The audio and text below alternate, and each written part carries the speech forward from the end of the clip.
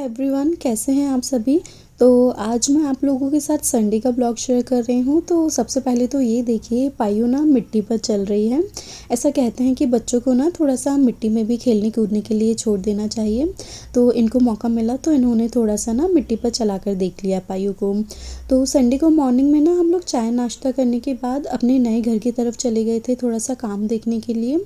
तो मैंने भी किचन वगैरह देखा, काफ़ी ज़्यादा भी फर्नीचर का काम फैला हुआ है यहाँ वहाँ।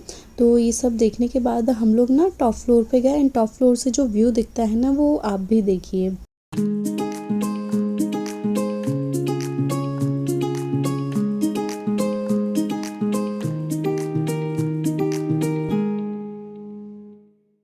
अच्छा, यहाँ छत पर ना चिड़ियों की चहकने की आवाज़ आ रही थी और पायु को तो चिड़ियाएँ वैसे भी बहुत ही पसंद है। हम लोग अभी जहाँ रहते हैं ना, वहाँ पर भी नीचे वो दीदी ने चिड़ियों को पाल के रखा है, तो पायु अक्सर उन्हें देखने जाती है। तो यहाँ पर हम पायु को ना चिड़िया दिखाने के लिए लेकर आए थे।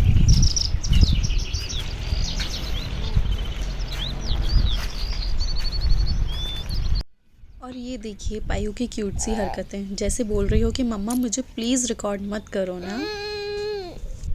तो काम देखने के बाद ना हम लोग जल्दी ही घर वापस आ गए थे, क्योंकि पायु की मालिश वाली आंटी भी आ जाती हैं सुबह ही एंड हमारी आंटी भी आ जाती हैं सुबह।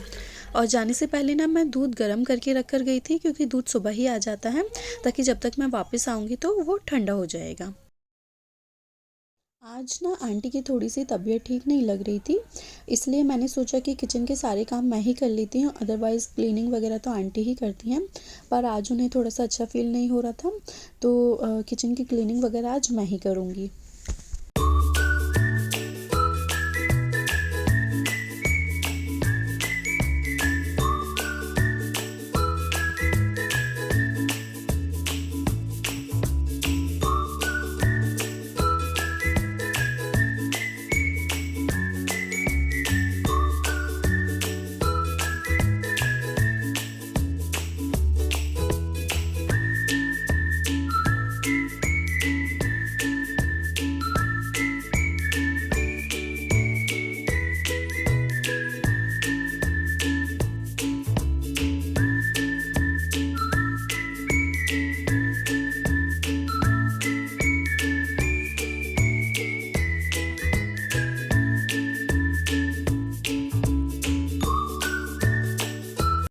कुकटॉप को ना हम लोग हर दिन इस तरीके से वॉश नहीं करते हैं, क्योंकि अगर इतने पानी से हर दिन इसे वॉश करेंगे तो इसके जो बर्नर है वो ख़राब होने का डर रहता है। इसलिए मैं वीक में 1 डे ही इसको वॉश करती हूँ, और ख़ासकर उस दिन करती हूँ जिस दिन बहुत ज़्यादा काम ना हो। तो आज वैसे भी संडे है, बहुत ज़्यादा कुछ काम है नहीं, क्योंकि खाना हम लोगों के यहाँ संडे को नहीं बनता है। और सुबह ना हम लोग हैवी नाश्ता कर लेते हैं और फिर सीधे शाम को ही खाना खाते हैं।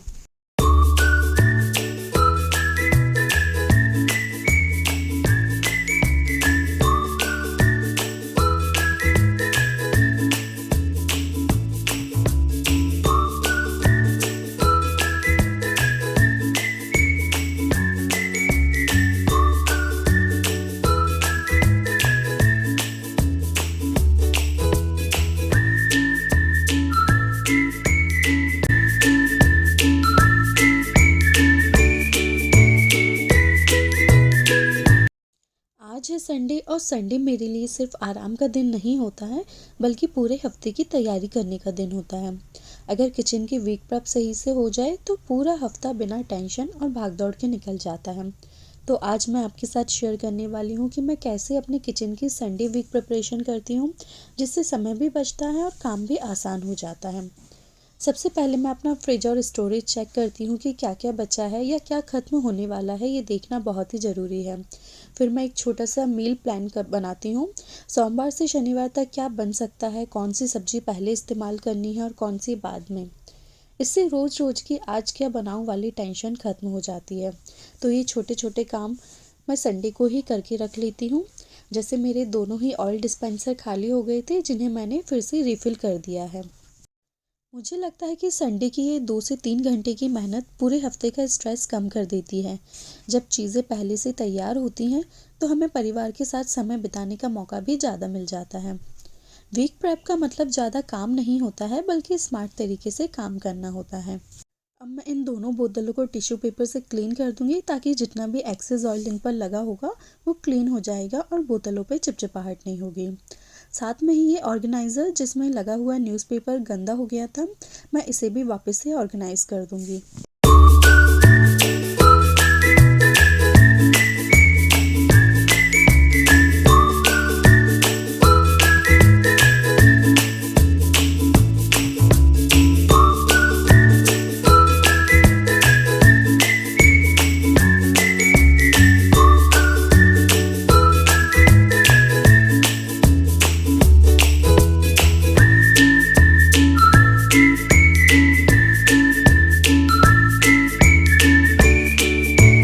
मेरे घर में स्प्राउट्स हम लोग अक्सर नाश्ते में खाते हैं।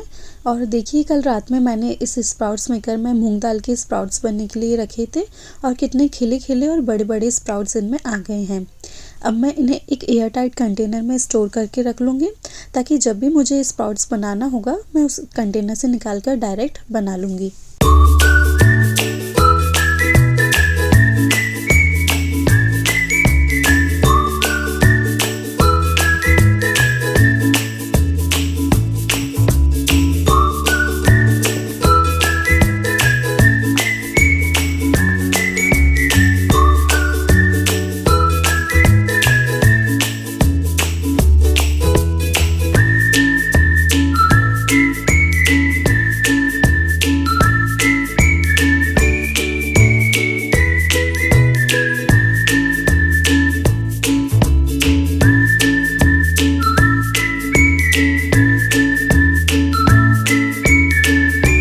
सब्जियां हमारे घर में ना हफ्ते भर के लिए एक साथ ही आ जाती हैं, और मोस्टली ना सैटरडे इवनिंग में ही आती हैं। हस्बैंड जब ऑफिस से घर आते हैं तो वो हफ्ते भर के लिए सब्जियां भर कर ले आते हैं, ताकि संडे को ना मैं और आंटी मिलकर सारी सब्जियों को क्लीन कर लेती हूँ। तो ये हरी मिर्च के डंठल तो मैंने कल रात में ही निकाल के रख दी थी। फ़िलहाल मैं इन्हें पानी में थोड़ा सा विनेगर डाल के इस तरीके से आधे घंटे के लिए छोड़ दूँगी। जब तक हरी मिर्च को पानी में रखकर छोड़ा है, तब तक मैं दूसरी तैयारियां कर लेती हूँ। एक तरफ ना कढ़ाई पर मैं सूजी रोस्ट होने के लिए रख रही हूँ थोड़े से घी में, क्योंकि पायु को ना सूजी का कुछ ना कुछ नाश्ता बनता ही रहता है, या हम लोगों के लिए भी कभी ब्रेकफास्ट में उपमा या कुछ और चीज़ें बनती हैं। तो सूजी ना अगर उसी टाइम फिर घी में रोस्ट करने के लिए बैठो ना तो काफ़ी टाइम लग जाता है। इसलिए मैं ना संडे को करीब हाफ़ केजी सूजी जो है इस तरीके से रोस्ट करके रख लेती हूँ, तो टाइम काफ़ी बच जाता है। और एक तरफ मैंने कढ़ाई में सूजी चढ़ा दी है, वहीं दूसरी तरफ मैं ना थोड़ा सा बेसन भुनने के लिए रखूँगी। बेसन की मैं आज बना के रखूँगी बीटरूट की टिक्की, ताकि हमारा एक टाइम का नाश्ता जो है वो फटाफट से रेडी मिलेगा हमको। तो यहाँ पर मैंने कढ़ाई चढ़ा दी है, और करीब 1 कप के करीब जो है मैंने बेसन लिया है, और उसको हल्का गोल्डन भून लूँगी, जब तक कि इसमें से अच्छी भुनने की खुशबू नहीं आ जाती।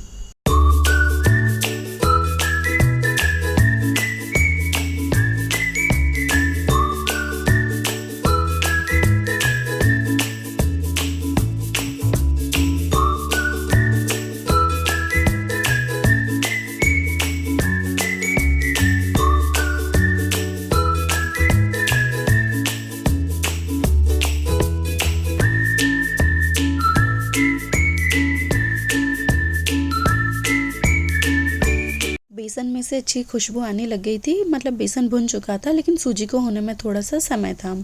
और ये देखिए, दोनों बहनों को पूरे खिलौने फर्श पर इस तरीके से फैला कर रखे हैं। कुकू के भी एग्ज़ाम फिनिश हो गए हैं, तो कुकू भी सुबह से नहा धोकर तैयार होकर पायु के साथ खेलने आ गई थी।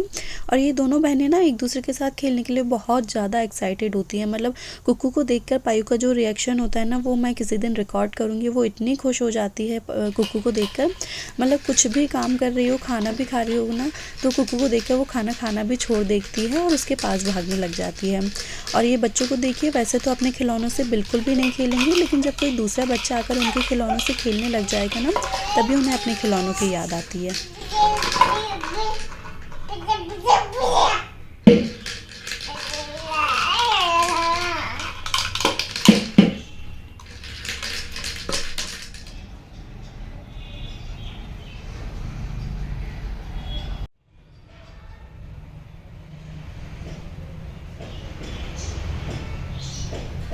बर्तनों को धुलने के बाद ना बर्तन के जो टोकने होते हैं उन्हें हम बालकनी में सूखने के लिए रख देते हैं।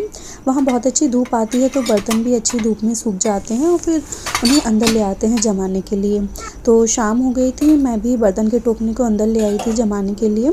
और अभी जैसे घर में हम लोग रहते हैं ना, वहाँ किचन बहुत ही छोटा है, मतलब बर्तनों को रखने में बहुत ही मैनेज करके रखना पड़ते हैं। और ये देखिए पायु के छोटे छोटे से बर्तन, उसे जब भी प्यास लगती है ना तो ये ग्लासों को उठाकर ना आंटियाँ मुझे अपनी तोतली लैंग्वेज में मम बोलने लग जाती है, तो हम समझ जाते हैं कि उसे प्यास लगी है। और ये देखिए आज मेरे ससुर जी ना खेत गए हुए थे। वो अक्सर संडे को ना खेत जाते हैं और अभी मक्के का सीज़न है तो वहाँ से ये मक्का लेकर आए हैं, बोले कि इसे पिसवा कर मक्के की रोटी बनाकर खिलाना। तो फ़िलहाल तो मैं इसे ऐसे ही छोड़ रही हूँ क्योंकि अभी समय नहीं है, बाद में मैं इसे साफ़ करके धूप में सुखाकर फिर पिसने के लिए डालूँगी।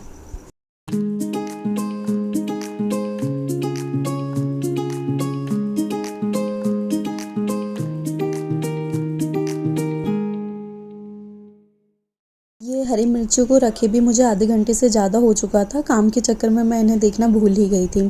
तो अब मैं इन्हें एक जालीदार बर्तन में निकाल कर रख दूँगी, जिससे इनमें जितना भी एक्स्ट्रा पानी होगा ना वो निकल जाएगा। और फिर मैं इसे टॉवल पर बिछाकर कुछ देर के लिए छोड़ दूँगी और जब एकदम अच्छी तरह से ये सूख जाएंगी तब मैं इन्हें डिब्बे में भर कर रख दूँगी।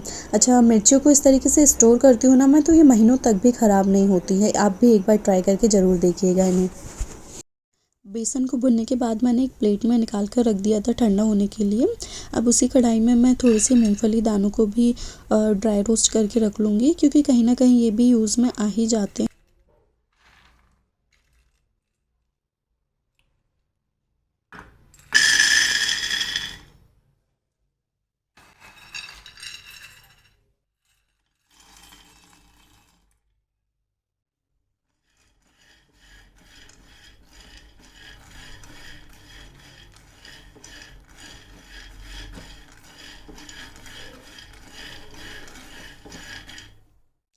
और इसे देखिए, कुक्कू अपने घर चली गई है तो कैसे उदास होकर बैठी है। इसका बस चले ना तो पूरे टाइम कुक्कू के घर में रहे। ये मूंगफली दानों में से भी अच्छी चटकने की आवाज़ आने लग गई थी, तो अब मैं इसे बंद करके ऐसे ही ठंडा होने के लिए छोड़ दूंगी। और ये देखिए हरी मिर्च भी अच्छे से सूख गई हैं। अब इन्हें मैं डिब्बे में ऐसे बंद करके फ्रिज में स्टोर कर दूँगी। ये बॉक्स जो है ना, मैंने मीशो से लिया था, ये बहुत ही अच्छा है। तो अब मैं संडे की लास्ट प्रिपरेशन करके रखूँगी, बीटरूट की टिक्की बनाना। बीटरूट जो है मैंने सुबह ही बॉईल करके रख लिए थे और ये ठंडे भी हो गए हैं। अब मैं इन्हें अच्छे से पील कर दूँगी। आप बीटरूट को बॉईल करके पील करते हैं ना तो बहुत ही इजीली इसका जो छिलका है वो निकल जाता है। तो यहाँ पे टिक्की बनाने के लिए मैं 2 बीटरूट ले रही हूँ, तो उनको ना मैंने अच्छे से कद्दूकस कर लिया है।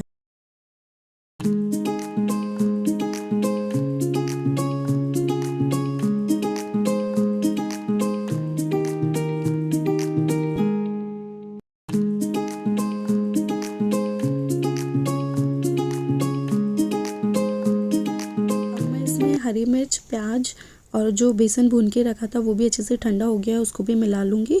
और थोड़े से ना ब्रेड क्रम्स भी मिला लूँगी।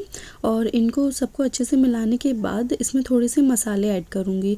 आप मसाले अपने अकॉर्डिंग रख सकते हैं, जैसा भी आप तीखा खाते हैं या फीका खाते हैं। तो सारे मसाले ऐड करने के बाद इस मिक्सचर को ना अच्छे से मिला लेंगे और फिर टिक्कियाँ बना के रख लेंगे।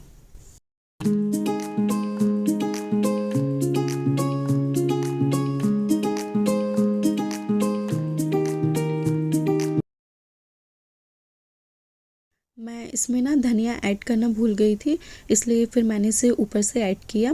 आप अगर वर्किंग वुमन हैं या आपके बच्चे भी सुबह जल्दी स्कूल जाते हैं तो आप इस तरीके से इन टिक्कियों को बनाकर रख सकते हैं, तो एटलीस्ट आपका एक टाइम का जो ब्रेकफास्ट है वो तैयार मिलेगा आपको।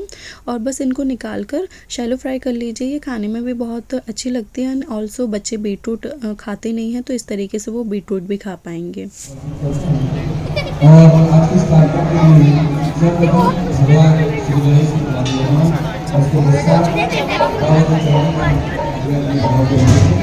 बोले साईनाथ महाराज की जय।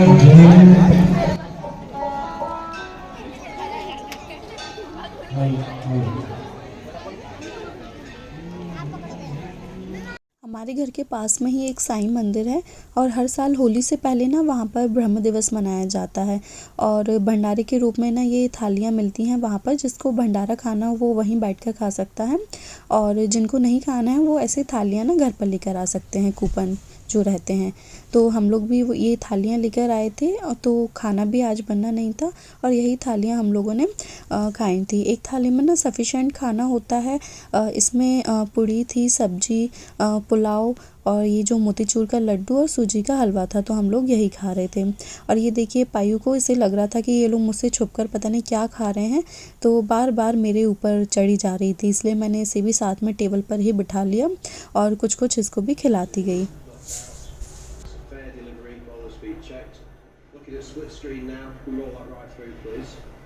आज इंडिया और वेस्ट इंडीज़ का मैच भी है, तो ये देखिए कैसे मैच देख रहे हैं। और ये पायु आ गई थी मेरे साथ मस्ती करने के लिए। Happy birthday to you. तो चलिए फ्रेंड्स, आज के इस ब्लॉग को मैं यहीं एंड करती हूँ। आई होप आप सभी ने बहुत एंजॉय किया होगा। मिलते हैं नेक्स्ट ब्लॉग में, तब तक के लिए बाय।